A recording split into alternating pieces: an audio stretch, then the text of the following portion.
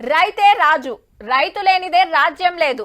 రైతే దేశానికి వెన్నెముక, రైతే అన్నదాత, దేశ ప్రగతికి మూలం. జనం ఎవల కోసం వాళ్ళు బతికితే రైతు అందరి కోసం బతుకుతాడు. అందరు దేవుళ్ళకు మొక్కితే రైతు మట్టికి మొక్కుతాడు. కరువుతోని యుద్ధాలు చేసుకుంటా చెమట సుక్కలతోని సిరుల పంటలు పండిస్తాడు. ఓ ఇట్లా మస్తు గొప్పగా చెప్తారు రైతుల గురించి. ఇదంతా ఒక్క దిక్కైతే ఇంకో దిక్కు మీది బాజుకు గిట్లున్నది. అన్నదాతలైనా సరే ప్రకృతిని ఆగం చేస్తే అస్సలు ఇడవద్దు, కేసులు పెట్టి జైలుకు పంపాల్సిందే అనుకొచ్చింది దేశం పెద్ద కోర్టు. గంత పెద్ద తప్పు ఏం చేసిండ్రు అంటారా?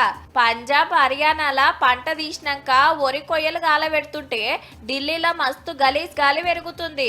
చలికాలం వస్తే పతేడు మొసమొర్రకుంటైతుంది. మరి అటు బండ్ల పొగతోటి వశపడకుంటైతుంటే ఈ వరి కొయ్యల పొగ ఇంకింత ఆగం చేస్తుందని కొందరు కోర్టుకు పోతే గీ మాట అన్నాడు జడ్జి సారు. రైతులంటే అందరికి గౌరవమే, అట్లా అని ఆతవరణం గలీజ్ చేస్తామంటే ఎట్లా అని గరమైంది కోర్టు.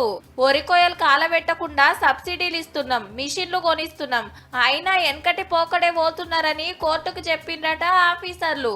ఆడాడ కొందరు బంద్ పెట్టినా కడమోలు గదే తొవ్వల పోతున్నారట.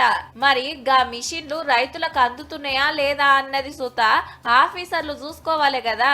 ఏం నష్టం అవుతుందో అర్థమయ్యేటట్టు చెప్పాలి గాని కేసులు పెడతామంటే ఎట్లా? రైతులను తిప్పలు పెట్టకుండా ఇంకేదన్నా ఉపాయం చూడుండ్రి జరా. కానీ పంటలు పండిస్తానికి గోసేనాయే, పండించింది అమ్ముకుంటానికి గోసేనాయే, ఆఖరికి మిగిలిన చెత్తతోని గోసేనాయే. ఇక వ్యవసాయం ఎట్లా ముంగట్కి పోతుందో పో.